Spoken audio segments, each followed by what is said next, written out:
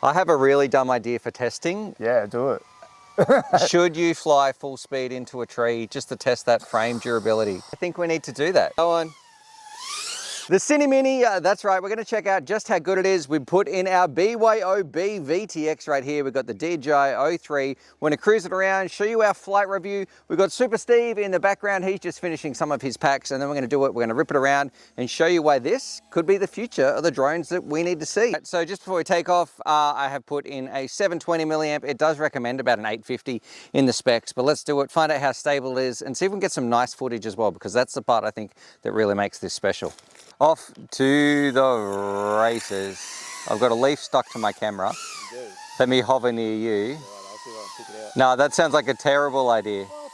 No, it's on top. It's all right. Coming at you. Come back here.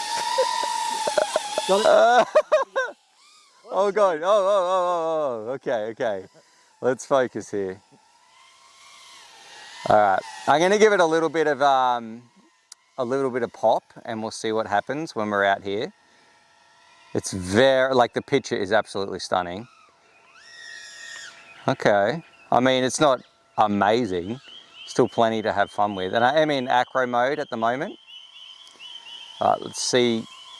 And it does feel like a Cinewhoop. It doesn't feel like a freestyle quad or anything like that, which is fine. I mean, no quad can be everything. I'm not getting any oscillations. Like I mentioned, for this, it's, I don't know if I want to say the star of the show, but for this flight experience, the camera is gorgeous, but it doesn't also come with the drone, which we'll talk about if you're doing your own VTX version.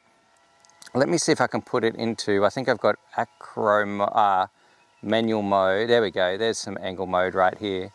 Let's do a little bit more, I don't know, what would you call it, Steve? Cinematic flying or controlled? Bit of flowy stuff. Let's see if we can navigate through some of these ghost branches that are around here. And there is a bit of horrible water and jank as well. Here's probably a really good test for the contrast between the lights and the darks. And this is definitely where you don't want to lose your drone.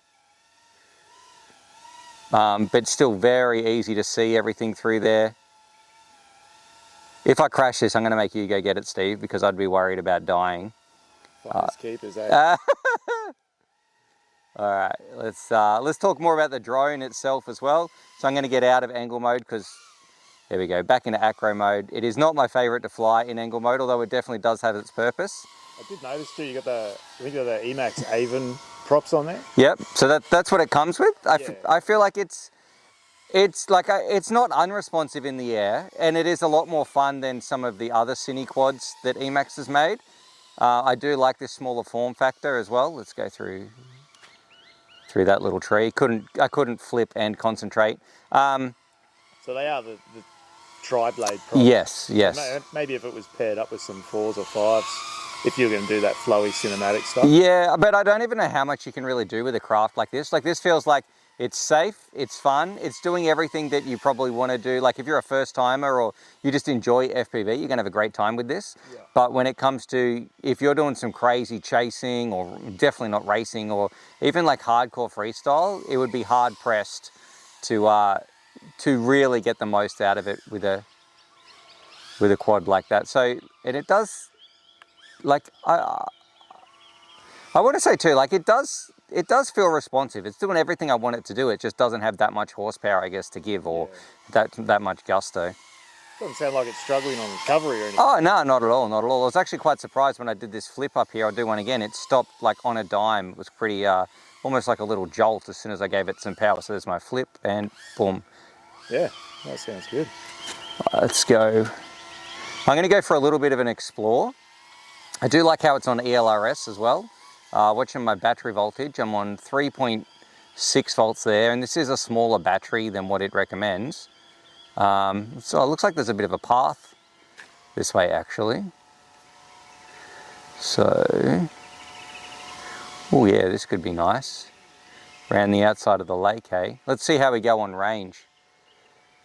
I don't like this. I'm going to go a bit. I don't know if I'm going to go that far again. But the thing was, I wanted to, look, it was fine. I didn't get any warnings or anything like that, but I did want to cross over the water, but it just kept going further and further and further until I was able to do that. All right, I'm going to bring it in. We'll have a little bit of a talk about it, and then I'm going to hand it over to you. But so far, I'm quite impressed.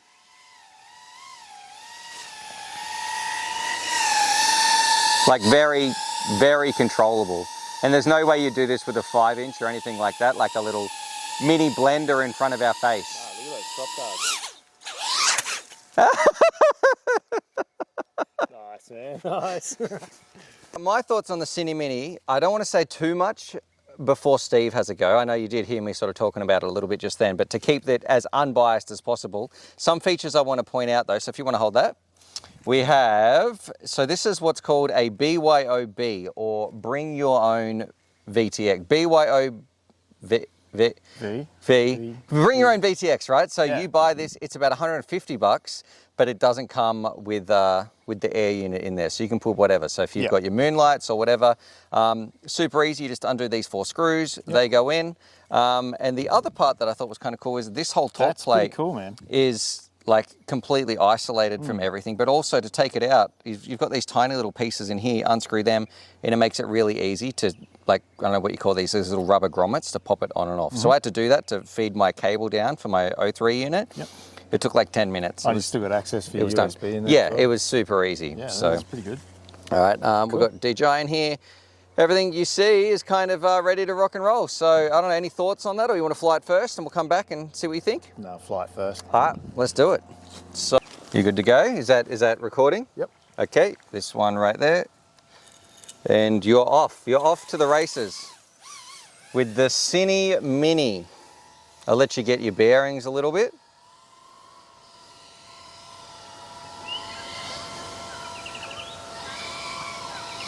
And then when you feel like you're comfortable to talk about your first impressions, let me know. First impressions? You want me to just go? Yeah, go for it, bro. Yeah, first impressions, sluggish. Okay. Sluggish. But Like you feel like it catching the air, or what do you mean by that? It's fine, it's tracking really well. Yep. But just the turning, the way it's banking and everything, it's just, you can feel it pulling itself a bit further than you want it to go, you know what I mean? Like, it's not as precise. It doesn't have that sort of, like a surgeon strike that, say, like some of those little tiny race builds have, or things like that. Definitely not as agile. But knowing that I got that massive lightweight plastic frame around it, that's pretty good. Yep. I do like that for protection. Say, I mentioned before about the Avon props. Yes. So I went through a stage running them on a Cinehawk 25, trying to get a bit more pop out of that. Yep. Also running 4S. And yeah, I found them to be quite underpowered props. So maybe if it was paired up with some decent HQ props or gem fans or whatever, might feel a bit better. How's your battery hanging out, just cruising around like that? 3.8. Okay. A minute and a half in. And it's not like, I definitely don't think this is made for racing, but in terms of efficiency, I think it's not, like, it doesn't go the fastest, but it's also not chewing the battery like crazy. I was quite happy with its flight time and its efficiency when I was cruising around. I can't even hear you where you are. No oscillations at all. And the that damping system, that whole big rail on top of the quad that the camera's mounted to. Yes.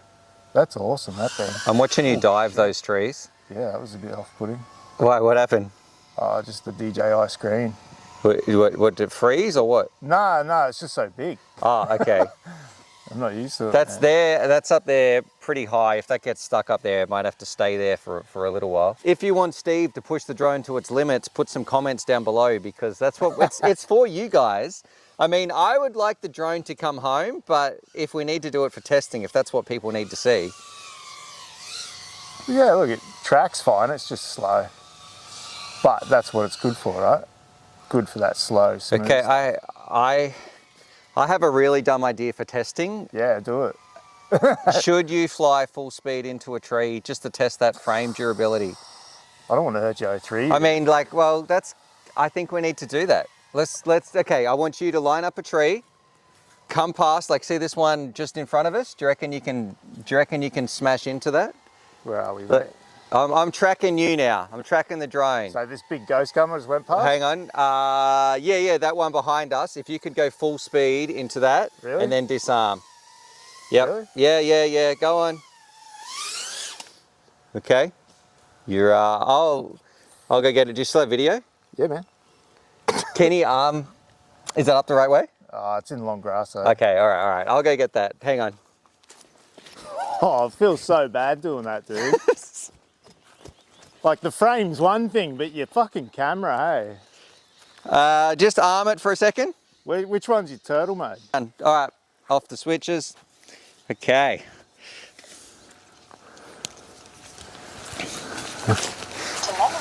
Oh, Steve, what have you done? Look at his worried face. Nothing, man. It's completely fine. That's so a beast. I don't even. Didn't even pop a grommet or anything. Okay. All right. So that comes to now. We can probably. I'm glad we tested that durability a little bit. Let's get all these out of your hands. We'll head back. Dude, that's hectic. You thought it'd be worse? I thought it'd at least crack something. Or like, I was really worried about your big lens sticking out. Yeah, I was a little bit worried. I mean, I didn't want to smash an 03 unit. Nah. The actual flight experience, what did you think? For what it's designed for, Yep. pretty good. A little bit sluggish, pulling through corners and things, but yeah, for what it is, nice and smooth. Decent amount of power still. Yep.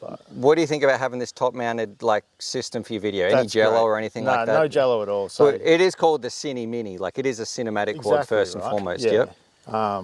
Yeah, no, it's pretty good. Okay. What about a VTX option of like 150 bucks for like the drone itself, but you add your own VTX in. So if you want to use a walk snail or whatever, you can get it. Or it's like 4 or 5. It's expensive with the air unit, but without the unit, it's 150 bucks. What do you think about that price? 150 bucks. So what? Motors, everything, flight controller. Yeah, ready to rock and roll. Yeah. ELRS ready to go. On the market, to be honest. Okay. Yeah. Yeah. What would you get instead? Like that last one we did. What was that called? That's the walk snail quad that they put out. Oh yeah. Yep. I don't know if that has a BYOVTX though. No, but okay. I mean, this is a pretty niche market then, isn't it? Okay. They've sort of limited themselves. Yeah, I kind of like the idea. I mean, like if you're saying you should sell one with them all, but I like the idea of not having to buy a new VTX every time I want to get a new drone. Yeah, and sometimes you'll smash a frame and you just want to transplant everything into it, right? Yep. All right. Speaking of that, what did you think about the frame durability? Like we haven't. There's almost no. This is the tree we crashed into just there. Pretty sure there's the mark on the tree, but there's nothing on the quad. Yep. Nothing at all, which surprised me. I was more worried about hitting the 03 lens. Yes. It's held up quite well. Well, you can see the movement on that. That probably gives it a bit of like shock absorption too, so it's not going to smash or anything like that. All right. And the frame looks like brand new. Yeah, totally. That's pretty crazy. All right, thumbs up, thumbs down from Steve. What's your rating for the EMAX Cine Mini? I honestly don't know. Thumbs up, thumbs down in the middle. In the middle. Okay, nice. All right, thank you.